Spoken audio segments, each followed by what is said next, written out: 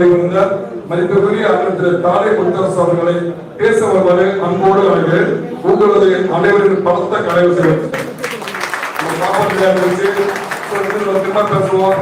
இத்தனை உறவுல முடிச்சிருக்கோம். இது ஒரு கெட்டு கதை மீட்டிங்.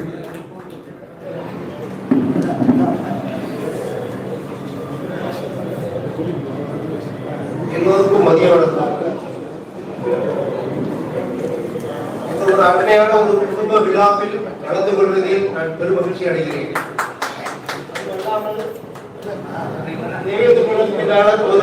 சென்னை 3வது ஆண்டு தொடர் விழா மற்றும் மாவீரன் சுந்தரலிங்கனாருடைய பிறந்தநாள் விழா, இந்த முப்பெரும் விழாவில் நான் கலந்து கொண்டு என்னை பேச அழைத்ததற்கு இந்த அமைப்பினுடைய அனைத்து நிர்வாகிகளுக்கும் என்னுடைய முதற்கான நன்றியை வணக்கத்தை தெரிவித்துக் கொள்கிறேன். சொல்லலாம், அந்த லயன் சிவகுமார் அவர்கள் இப்படி ஒரு அருமையான ஒரு குடும்ப விழாவை ஏற்படுத்தி எங்களால் அழைத்த பொழுது கட்டாயம் நாம் வருகிறோம் என்று சொல்லி இன்று அந்த விழாவில் கலந்து கொள்வதில் மகிழ்ச்சி அடைகிறேன். மேடையில் அமர்ந்திருக்கும் சகோதரி மற்றும் சகோதரர்களுக்கும் சற்று முன் பேசி முடித்துள்ள அண்ணன் கே சஞ்சய் அவர்களுக்கும், அண்ணன் பள்ளப்பட்டி ரமேஷ் அவர்களுக்கும், ஆவடி ராஜேந்திரன், அண்ணன் சந்திரன் அவர்களுக்கும் மற்றும் இன்னும் இதுக்கு முன்னாடி பேசி சென்ற அனைத்து சகோதரர்களுக்கும் சகோதரிகளுக்கும் பெரியவர்களுக்கும் என்னுடைய நன்றியை வணக்கத்தை தெரிவித்துக் கொள்கிறேன். இது எல்லாரும் ஒரு குடும்ப விழா அப்படின்னு சொல்லிட்டு பட்டியல் வெளியேற்றதான் நம்மளுடைய முதல் ஒரு பிரச்சனையா இருக்கு. இப்போ எப்படி இந்த பட்டியல் வெளியேற்றத்தை நம்ம பெற்றெடுப்போம் அப்படிங்கிறது பாத்தீங்கன்னா, இது ஒரு 1000 அதாவது என்ன 1000 மார்க் கொஸ்டின். இது எப்படி பண்ண முடியும் அப்படின்னு அதுக்கு முன்னாடி நம்ம என்ன பெயரை மாத்தினா போதும் அப்படின்னு நம்ம ரொம்ப போராடிட்டு இருந்தோம். சரி, இல்ல பல்ல குடும்ப அப்படின்னு சொல்லி ஒரு சொல்றதுக்கு ஒரு வெளியில நம்ம பேசிக்கலாம். ஆனா ஒரு பப்ளிக்ல ஒரு ஆபீஸ்லயோ ஒரு எஜுகேஷன் இன்ஸ்டிடியூஷன்லயோ வெளில எங்க போனாலும் நம்ம ஜாதி சொல்றதுக்கு ரொம்ப வெட்கப்பட்டு இருந்தோம் ஒரு காலத்துல. சில இடங்கள்ல ஜாதி சொன்னாலே பிரச்சனை வரும். கேஸ்ட் லிமிட் அதிகமா இருக்காங்க. தென் மாவட்டங்கள் பாத்தீங்கன்னா முக்குளத்தூர், வட மாவட்டங்கள்ல நார்த் தமிழ் யாரும் கிடையாது. மிடில், அதாவது தஞ்சாவூர் இந்த பக்கம், கோயம்புத்தூர் இந்த பக்கம், இதுக்கெல்லாம் நம்மளுடைய ஜாதி சொல்றதுக்கு நம்ம ஒரு காலத்துல வெட்கப்பட்டு இருந்தோம். அந்த நிலைமையில இருந்து இன்னைக்கு நம்ம முதல் முறையாக இந்த 7 பிரிவினரையும் உட்படுத்தி தேவேந்திர குல மேலாளர் அப்படிங்கிற ஒரு பெயரை நம்ம பெற்றெடுத்திருக்கிறோம். அதுக்கு முக்கியமான காரணமான நிறைய பேர் இருக்காங்க. நான் முதல்ல சொல்லணும்னு பார்த்தீங்கன்னா ஆடிட்டர் குருமூர்த்தி ஐயா அவர்கள், அதுக்கப்புறம் பார்த்தீங்கன்னா மதுரை பேராசிரியர் சீனிவாசன் அவர்கள், அண்ணன் தங்கராஜ் அவர்கள், இன்னும் நிறைய இவங்கெல்லாம் அது இல்லாம டாக்டர் கிருஷ்ணசாமி அவர்கள், அண்ணன் ஜார்மணி அவர்கள். இதுக்கு முதல் காரணமே அண்ணன் பசுபதி பாண்டியன் தான். ஆரம்பத்தில் பிரச்சனையே வராதுன்னு சொன்னார். இல்லாம இருந்தா நம்ம அந்த பட்டியல இல்லாம இருந்தா இன்னைக்கு தென் மாவட்டங்கள்ல இன்னைக்கு ஜாதிய படுகொலைகளே இருக்காது. ரெண்டு பேர் தான் சண்டை. ஒண்ணு முக்குளத்தூர், தேவேந்திர இடம், ரெண்டே பேர் தான் சண்டை. யாருமே கிடையாது நீ பெரியாரா நான் பெரியாரா அப்படின்னு சொல்லி. இதெல்லாம் மாறணும் அப்படின்னு நினைச்சீங்கன்னா நம்ம காலம் முடிஞ்சு போச்சு. அடுத்து வர்ற ஜெனரேஷன் இதுல இருந்து மீறணும் அப்படின்னா கட்டாயமா பட்டியல் வெளியேற்றம் வேணும். ஏன்னா அந்த பட்டியல் வெளியேற்றம் வேணும் அப்படின்னா எப்படி பண்ண முடியும் அப்படின்னு கேட்கலாம். இப்ப என்னன்னா, அதாவது அரசியல் அமைப்பு சட்டத்துல ஆர்டிகல் 341 சப்ளஸ் 1 சப்ளஸ் 2 ரெண்டுமே ஒரு ஜாதியை ஒரு பட்டியல்ல கொண்டு வர்றது இன்க்ளூஷன், இல்லைன்னா அந்த பட்டியல் ஒரு ஜாதியை வெளியேறது எக்ஸ்க்ளூஷன். ஸோ இந்த ரெண்டோட யார் பண்ண முடியும்னா பிரசிடென்ட் ஆஃப் இந்தியா பை நோட்டிபிகேஷன்ல பண்ணலாம். அது பண்ணதுக்கு முன்னாடி என்னன்னா, இது அந்த ஸ்டேட்ல இவங்க இருக்காங்களோ அந்த ஸ்டேட்டோட கன்சென்ட் தேவை. இந்த ஸ்டேட்ல இவங்க ப்ரொபோசல் அனுப்பணும், ரெக்கமெண்டேஷன் அனுப்பணும், ப்ரொபோசல் அனுப்பணும். இந்த மாதிரி இவங்க பட்டியலுக்கு வெளியே போறாங்கன்னு சொல்லியாங்க. இந்த அனுப்பிட்டாங்க அப்படின்னா அவங்க சென்ட்ரல்ல இருந்து என்ன பண்ணுவாங்கன்னா இந்த இதை பார்லிமெண்ட்டுக்கு பிளேஸ் பண்ணுவாங்க. Parliament by law include or exclude பண்ணிக்கலாம். 341 சப்கிளாஸ் 1 and 2ல கட்டாயம் பண்ண முடியும். யார் பண்ண முடியும்னா மத்திய அரசாங்கம் பண்ண முடியும். இப்ப இருக்க சென்ட்ரல் கவர்மெண்ட் வந்து நமக்கு அவங்க தான் பேரை மாற்றி கொடுத்தாங்க. இப்ப வந்து பாத்தீங்கன்னா அதுக்கு முழு காரணம் வந்து நம்மளுடைய பிரைம் மினிஸ்டர் நரேந்திர மோடிஜி. அவர் வந்து கிட்டத்தட்ட 12 முறை வெளிய மாநாடுகளில் தேவேந்திர வேளாளரை பற்றி பெரிய அளவில் மிக சிறப்பாக அவங்களுடைய பெருமைகளை பற்றியும் வரலாறை பற்றியும் பேசியிருக்கிறார். அது ஒரே ஒரு மீட்டிங் அட்டன் பண்ணேன். 14/2/2020 நேரு ஸ்டேடியத்தில் நடந்த மீட்டிங்ல நான் ஒன் ஆஃப் தி இன்வைட்டி அதில் போயிருக்காரு. அப்போ பார்த்தீங்கன்னா கிட்டத்தட்ட ஒரு 8 நிமிடங்கள் ஒரு அரசு விழாவில் நேரு ஸ்டேடியத்தில் ஒரு அரசு விழாவில் பாரதத்தினுடைய பிரதமர் உலக தலைவர் அவர் வந்து பேசுறாரு. 8 நிமிடங்கள் தேவேந்திர வேளாளருடைய வரலாற்றை பத்தி பெருமை பத்தி பேசிட்டு இருக்காரு. கை தட்டுறதுக்கு ஒரு ஆள் கிடையாது. I was witness to the incident. அப்பா கஷ்டமா இருந்துச்சு, என்ன ஒரு கை தட்டுறதுக்கு ஆள் இல்லை அப்படின்னு. ஏன்னா அப்படி பேச போறாரு அப்படிங்கிறது கூட நம்ம ஆட்களுக்கு ஒரு இன்டிமேஷன் கொடுக்கல. அப்ப இருந்த நிர்வாகிகள், கட்சியினுடைய நிர்வாகிகள் சரி மற்ற நிர்வாகிகள் யாருமே இன்டிமேட் பண்ணல. அப்படி பண்ணியிருந்தா இன்னைக்கு சென்னையில இருக்கிற நம்மளோட தேவேந்திர வேளாளர் உறவுகள் அனைத்து வந்திருப்பாங்க. இன்னைக்கு இப்ப பாரத பிரதமர் நம்மளை பத்தி பேச போறாரு, நம்மளுடைய பேர் மாற்றத்தை பத்தி பேச போறாரு தெரிஞ்சிருந்தா திரிசூலம், பல்லாவரம், தாம்பரம் இங்க இருக்க எல்லாம் வந்துருப்பாங்க. ஸோ அந்த ஒரு ஆப்பர்ச்சுனிட்டி எனக்கு எப்படின்னா அவரு பேசிட்டே போகிறாரு. 2 நிமிஷம் பேசி போறாரு. 20% சாண்டி அண்ட் ராப்பிங் ஸ்பீச் ஒரே ஒரு ஆள் ஒரே ஒரு கைது பண்ணாரு. வேற யாரும் ரொம்ப சங்கடம் போச்சு. அப்புறம் வந்து பாத்தீங்கன்னா மதுரையில் இருக்குது, அதுலயும் பாரதிய கட்சியினுடைய பிரசிடென்ட் நட்டாஜி பேசினாங்க.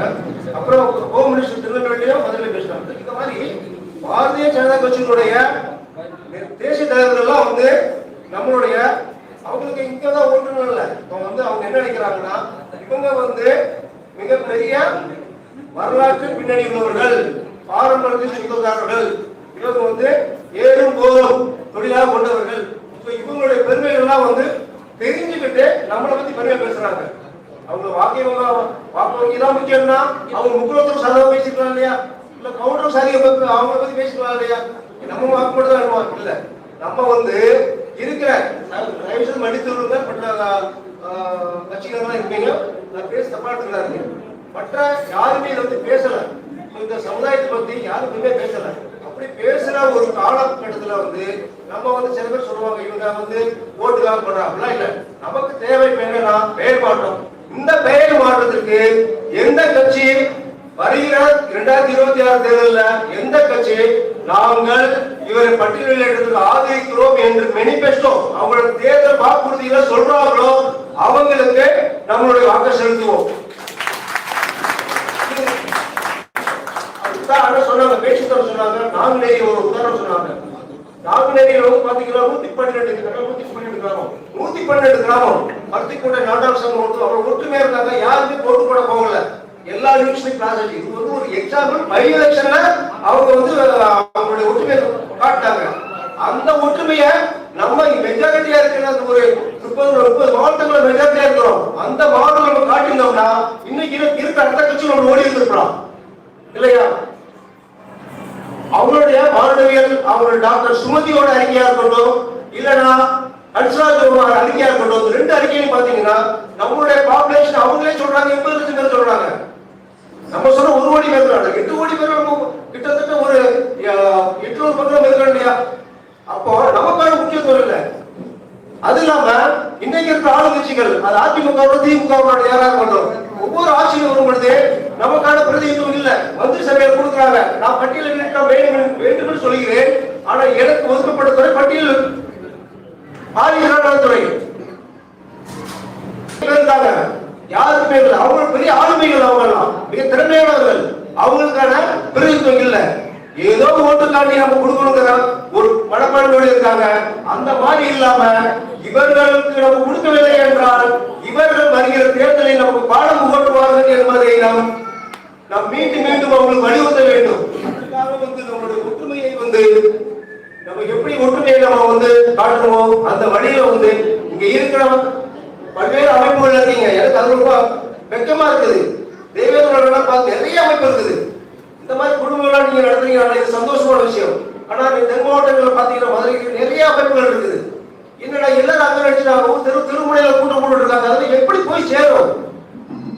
எப்படி போய் சேரும்? யாருக்கு தெரியும்? நம்ம என்ன நம்மளுடைய கோரிக்கை என்ன? நம்மளுடைய மனக்குள்ள வேதனையை சொல்ல முடியல. நம்மளுடைய வேதனை என்ன அப்படின்னா, இது எப்ப மாறும்? ஏன்னா நம்ம நிறைய அசிங்கப்பட்டுட்டோம். இந்த ஒரே ஒரு காரணம், நான் உங்களுக்கு ஒரு எக்ஸாம்பிள் சொல்றேன். 6/6/1936 முன்னாடி நாமெல்லாம் அவ்வளவு கௌரவமா இருந்தோம். 450 கோயில்கள்ல நமக்கு எல்லா கல்வெட்டுல பத்தி நம்ம பேர் இருக்கும். திருச்செந்தூர் முதல்ல தூர பாத்தீங்கன்னா கிருஷ்ணன் குடும்பம் பேர் இருக்கும். நான் கல்வெட்டு நான் படிச்சிருக்கிறேன். எப்ப கூட நீங்க பாருங்க. இந்த மாதிரி அந்த கோயில் திருச்செந்தூர் சுத்தி 9 மடங்கள் இருக்குது. ஒரு மடம் பாத்தீங்கன்னா அவ்வளவு பெரிய மடம், 2.5 ஏக்கர்ல ஒரு மடம், அவ்வளவு இடங்கள் இருக்குது. ஆனா பராமரிப்பு ஒரே ஒரு காரணம் என்னன்னா, நம்ம அந்த பட்டியலை சேர்ந்த பிறகு நம்மளால கேண்டிகேப்டா மன ரீதியா உளவியல் ரீதியா நம்ம தாக்கப்பட்டு அப்படி ஒடுங்கி குறுகி போய் கீழே கிடக்கிறோம். இது எப்படி வரணும் அப்படின்னா, இன்னும் இந்த வருங்காலத்துல கூட நம்ம இதே மாதிரி போயிட்டு இருந்தோம் அப்படின்னா, அது இல்லாம ரிசர்வேஷன் ரிசர்வேஷன் எந்த ரிசர்வேஷன் இருக்குது? இன்னைக்கு இருக்கிற தமிழ்நாட்டில் இருக்கிற தாழ்த்தப்பட்டவர்கள் சொல்லுவாங்க இல்லையா, பட்டியலிடத்துல 78 கம்யூனிட்டி இருக்காங்க. மொத்தம் 2.5 கோடி பாப்புலேஷன் இருக்கும். 18% அவங்களுக்கு ரிசர்வேஷன். என்ன ரிசர்வேஷன் இது? 18%. 18%ல 3 எஸ்சிஏ அருந்ததியர் போயிருது.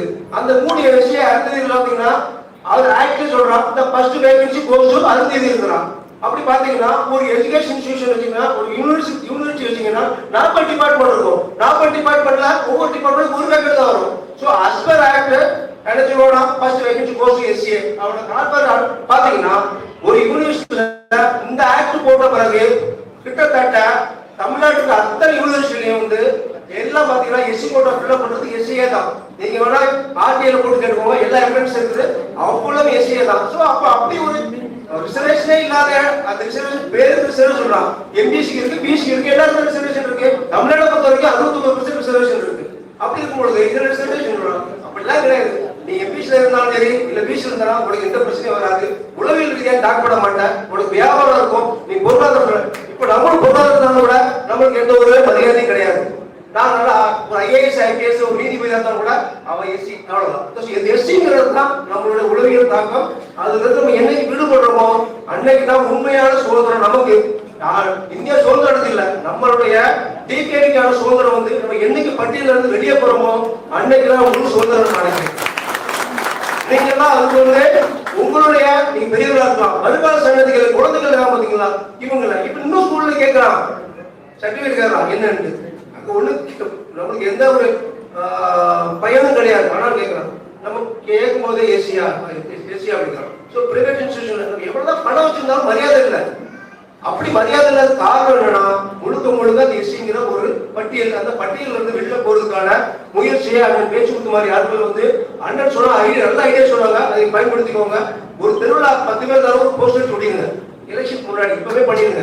இன்னும் இருக்கிற 8 மாசத்துக்குள்ள தயவு செய்து நம்மளால முடிஞ்ச அளவு எல்லா அரசியல் கட்சியும் நம்ம திரும்பி பார்க்க வைக்கிறதுக்கு ஏதாவது ஒன்று பண்ணிட்டே இருங்க, டெய்லி பண்ணிட்டே இருங்க. ஒரு ஆளுக்கு 50-100 ரூபாய் போட்டு ஒரு போஸ்டர் சொல்லிட்டே இருங்க. இப்ப இருக்கிற சோசியல் மீடியா பவர்ஃபுல்லா இருக்கு, பேஸ்புக்ல போடுங்க, இன்ஸ்டாகிராம்ல போடுங்க. இதெல்லாம் போட்டுட்டே இருந்தீங்கன்னா கொஞ்சமாவது இவங்க ஏதோ பேசிக்கிட்டே இருக்கானுங்க, ஏதோ பண்ணணும் அப்படின்னு பாருங்க.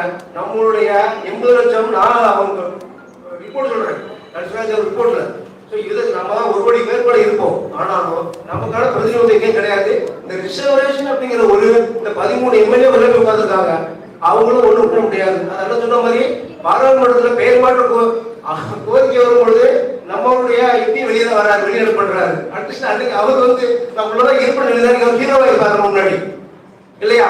இன்னைக்கு அன்னைக்கு நான் உள்ளதா இருப்பேன், என்னுடைய இது என்னுடைய என்ன சமுதாய பிரச்சனை அப்படின்னு நினைக்கிறோம். ஒரு வார்த்தை சொல்லி உள்ளது இருந்தாருன்னா எல்லாம் திரும்பி பார்த்துருப்பாங்க, மிஸ் பண்ணிட்டாரு ஆப்போசிட். அதுக்கப்புறம் இவங்க நினைச்சு நம்ம இருந்திருப்போம் இல்ல உள்ள இருந்திருப்போம் அப்படின்னு சொல்றது இல்லை. ஏன்னா யாருமே பேச முடியல, பேசினா பதவி போயிடும் எல்லாம் வந்துட்டு இருக்காங்க. அதுல ஒரு சில பேர் எடுத்துக்காட்டா நினைச்ச மாதிரி ஆட்கள் தைரியமா வந்துட்டு இருக்காங்க. ஒரு திருச்சியில ஒரு ரெட்டியார் மாநாடு நடந்துச்சு. அப்புறம் பாத்தீங்கன்னா கே சாரு, ப்ரொஃபசர் ராமசீனிவாசன் அவங்க சார்லாம் போனாங்க. அவங்க சொல்றாங்க அரசியல் வேறு இல்லையா, சமுதாயம் வேறு. சமுதாயத்துக்கான முக்கியத்துவத்தை எல்லாம் கொடுக்குறாங்க. அதே மாதிரி எல்லா கட்சியிலுமே இருக்கணும், கவுண்டரா இருக்கட்டும் எல்லாருமே பண்றாங்க. நம்மளும் எந்த கட்சியில் இருந்தாலும் சரி, சமுதாயம் என்று வந்துவிட்டால் நாம ஒற்றுமையா இருந்தோம்னா நமக்கான பிரதிநிதி கிடைக்கும். இன்னைக்கு நமக்கு அரசியல் நம்ம ஜீரோவா இருக்கிறோம். ஒரே ஒரு இதுல எஜுகேஷன் டாப்ல இருக்கிறோம். அது மட்டும் பெருமையா இருக்குது. எந்த எக்ஸாம் வந்தாலும் சரி, எது வந்தாலும் காம்படிஷன் வந்தாலும் சரி, இந்த ஓப்பன் கேட்டகரியில பசங்க நிறைய பேர் வந்துடுறாங்க. அது ரொம்ப பெருமையா இருக்குது. பட் அது மட்டும் போதாது. பட்டு வெளியேற்றம் வந்தால் நம்மளுடைய தொழில் முன்னேறும், நம்மளுடைய அந்தஸ்து மற்ற சமுதாயத்தில் இருக்கிற மற்ற ஒரு இழுக்கான அந்த இதெல்லாம் நம்மளுக்கு இருக்காது. அல்லது வெளியில வருவோம், வந்தால் நமக்கான முழு சுதந்திரம் ஆண்டுதான் என்று என்னுடைய பேச்சு முடித்துக் கொள்கிறேன். உங்கள் அனைத்து உறவுகளுக்கும் என்னுடைய நன்றி தெரிவித்து மீண்டும் மீண்டும் இந்த மாதிரி குடும்பங்களாக நடத்துங்கள் நாங்கள் வந்து கலந்து கொள்கிறோம். நன்றி வணக்கம்.